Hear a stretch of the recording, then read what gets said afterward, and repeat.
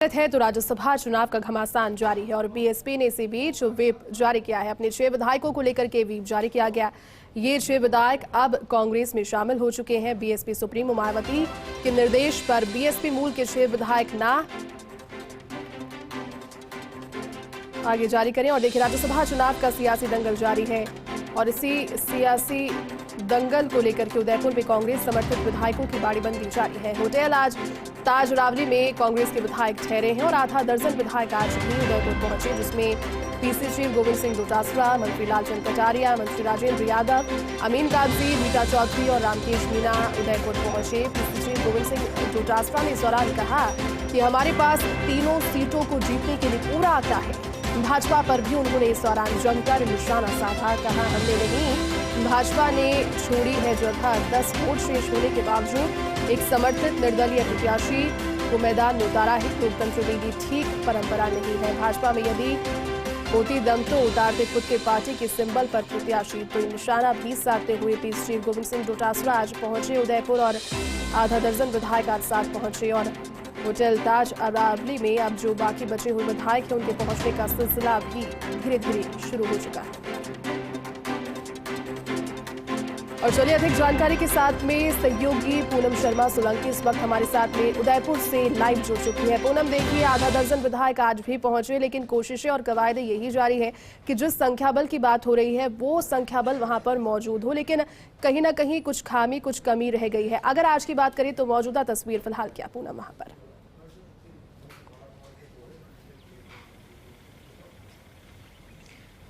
जयती, मैं अभी ताज रावली के ठीक बाहर खड़ी हुई हूं। हालांकि सिक्योरिटी के लिहाज से व्यवस्था ही चाक चौबंद है। और रही बात अंदर की, तो बाहर से कोई हलचल नहीं है, लेकिन अंदर बहुत कुछ चल रहा है। कई विधायकों की तबीयत खराब हुई, आज भी तबीयत खराब हुई, उन्हें एडमिट करवाया गया।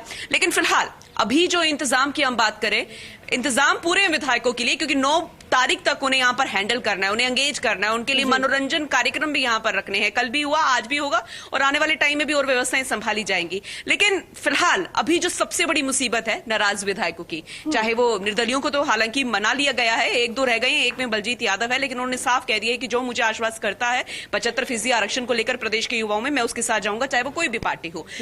बसपा की बात करेंगे, सबसे बड़ा अपडेट यही है कि व्हिप जारी कर दिया बसपा ने। बसपा के लिए जितने भी 6 विधायक हैं उनके लिए मुसीबत हो गई है। क्यों? क्योंकि अंडर जुडिशरी है और अगर व्हिप जारी कर देती है कांग्रेस भी, तो उनके लिए मुसीबत होगी। अब सवाल ही खड़ा हो रहा है कि अगर बसपा ने व्हिप जारी कर दिया है तो जब वो वोट डालेगी तो वो बसपा को दिखाएगी, यानी कि बसपा के विधायक वो माने जाएंगे।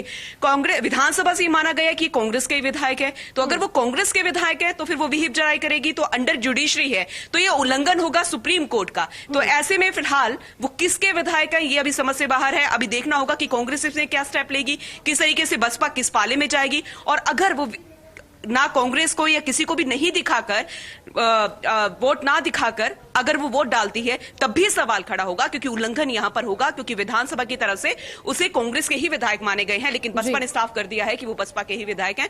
अंडर जुडिशरी मामला है, तो ये 6 विधायकों का मामला यहां पर अटक गया, क्योंकि वो पहले से ही 2 फाड़ था, लेकिन अब ये मामला और ज्यादा पेचीदा होता हुआ नजर आया है। जैसे कि आपने बताया कि पीसीसी चीफ के साथ आधा दर्जन विधायक यहां पर आए हैं, लेकिन आने वाले समय में और कितने विधायक आएंगे, क्योंकि नाम कई सामने आ रहे थे, उन नामों का पहुंचना यहां पर सिलसिले का क्रम जो था कि हाँ शुरू हो जाएगा, लेकिन वो नहीं हुआ। मुख्यमंत्री नहीं आए, उनका प्लान कैंसिल हुआ, वो अभी कल आएंगे। अब क्या उनके साथ कितने विधायक आते हैं ये भी देखने वाली बात होगी। और जो विधायक कांग्रेस के ही हैं वो थोड़े से बिगाने हुए हैं, रूठे हुए हैं, उनको किस तरीके से मनाया जाएगा, क्योंकि वही क्रम जो है जयपुर में भी चल रहा है और अन्य इलाकों में भी चल रहा है कि कैसे उनकी मांगों को माना जाए, क्योंकि वो भी जानते हैं कि अगर अब नहीं तो फिर कभी नहीं, क्योंकि यही आखिरी मौका है इलेक्शन से पहले। जयते, बिल्कुल पूनम, आपने सही कहा कि यही कुछ मौके होते हैं जिससे पहले जो अपनी बातें हैं वो मंगवाने की कोशिश की जा सकती है सरकार से, और कवायदे भी यही जारी है। देखना ये होगा कि जब वोट पड़ेंगे तो क्या संख्या बल है उन्हें वोटों में तब्दील कर पाने की जो कवायदे हैं वो पूरी होती है। बहुत बहुत शुक्रिया पूनम तमाम जानकारी के लिए और साथ जुड़ने के लिए।